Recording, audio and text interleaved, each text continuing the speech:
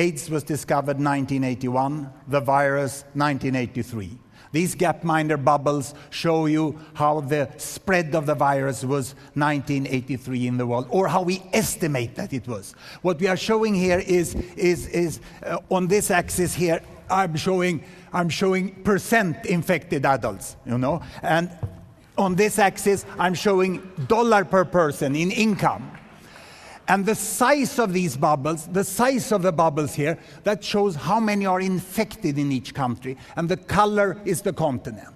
Now you can see United States, 1983, had a very low percentage infected, but due to the big population, still a sizable bubble. There were quite many people infected in the United States. And up there you see Uganda. They had almost 5% infected, and quite a big bubble in spite of being a small country then.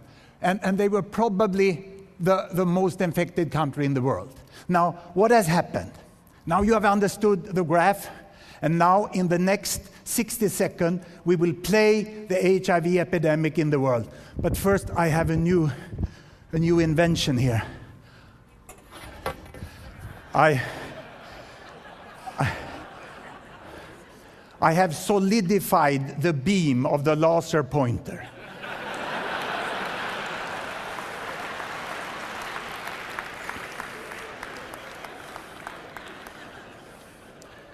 So, ready, steady, go. First, we had a fast rise in Uganda and Zimbabwe. They went upwards like this. In Asia, the first country to be heavily infected was Thailand. They reached 1 to 2%.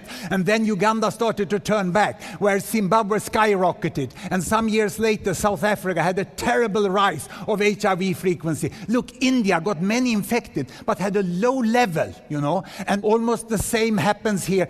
See Uganda coming down, Zimbabwe coming down, Russia went to 1%. In the last 2 to 3 years, we have reached a steady state of the HIV epidemic in the world. 25 years it took. But steady state doesn't mean that things are getting better. It's just that they have stopped getting worse. And the steady state is more or less 1% of the adult world population is HIV infected. It means 30 to 40 million people, the whole of California, every person. That's more or less what we have today in the world. Now, let me make a fast replay of Botswana.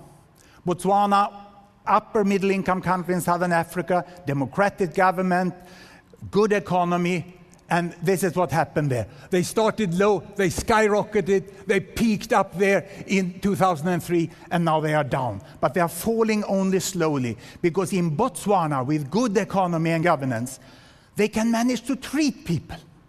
And if people are infected or treated, they don't die in AIDS. And these percentages won't come down, because people can survive in 10 to 20 years. So there's some problem with these metrics now. But the poorer countries in Africa, the low-income countries down here, there the rates fall faster of the percentage infected, because people still die in spite of PEPFAR, the generous PEPFAR. All people are not reached by treatment. And of those who are reached by treatment in the poor countries, only 60% are left on treatment after 2 years. It's not realistic with life-year-long treatment for everyone in the poorest countries. But it's very good that what is done is being done. But focus now is back on prevention. That's only by stopping the transmission that the world will be able to deal with it. Drugs is too costly. Had we had the vaccine, or when we will get the vaccine, that's something more effective. But the drugs are very costly for the poor. Not the drug in itself, but the treatment and the care which is needed around it. So, when we look at the pattern, one thing comes out very clearly. You see the blue bubbles, and people say HIV is very high in Africa. I would say HIV is very different in Africa. You have the highest HIV rates in the world you find in African countries, and yet you find Senegal down here the same rate as United States. And you find Madagascar, and you find a lot of African countries about as low as the rest of the world. It's this terrible simplification that there is one Africa and things go on in one way in Africa. We have to stop that. It's not respectful, and it's not very clever to think that way.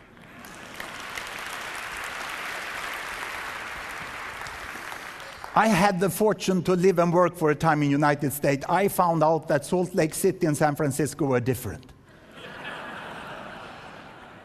And so it is in Africa. It's a lot of difference. So why is it so high? Is it war? No, it's not. Look here, war-torn Congo is down there, 2, 3, 4%.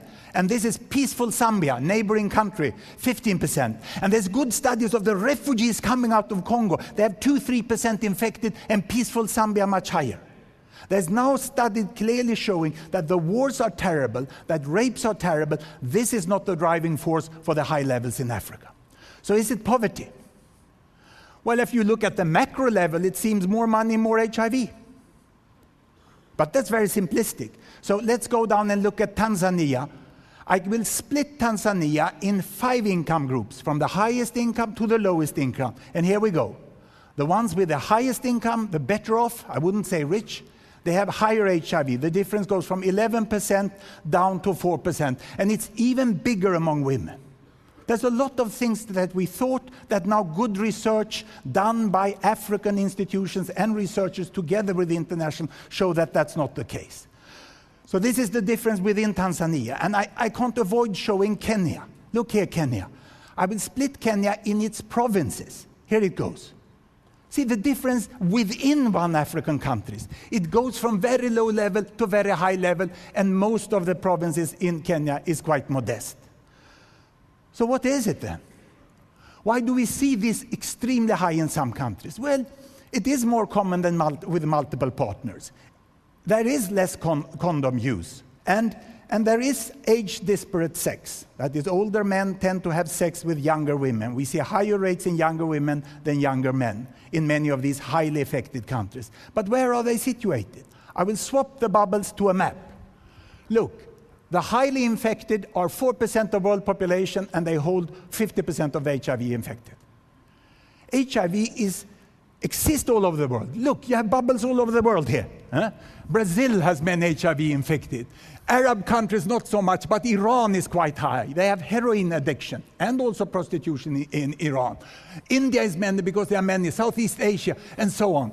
But there is one part of Africa, and the difficult thing is at the same time not to make a uniform statement about Africa, not to come to simple ideas of why it is like this on one hand. On the other hand, try to say that this is not the case. Because there is a scientific consensus about this pattern now, and UNAIDS have done good data available, finally, about the spread of HIV. It could be concurrency. It could be some virus types. It could be that there is other things which makes transmission occur in a higher frequency. After all, if you are completely healthy and you have heterosexual sex, the risk of infection in one intercourse is 1 in 1,000. Don't jump to conclusion now on how to behave tonight and so on. But if you are in an unfavorable situation, more sexually transmitted diseases, it can be 1 in 100. But what we think is that it could be concurrency. And what is concurrency? In Sweden, we have no concurrency. We have serial monogamy. Vodka New Year's Eve, new partner for the spring. Vodka Midsummer Eve, new partner for the fall. Vodka, and it goes on like this, you know. And you collect a big number of eggs. And we have a terrible chlamydia epidemic. Terrible chlamydia epidemic which sticks around for many years. HIV has a peak after 3 to 6 weeks, and therefore having more than one partner in the same month is much more dangerous for HIV than others. Probably it's a combination of this. And what makes me so happy is that we are moving now towards fact when we look at this. You can get this chart free. We have uploaded UNAIDS data on Gapminder's site, and we hope that when we act on global problems in the future, we will not only have the heart, we will not only have the money, but we will also use the brain. Thank you very much.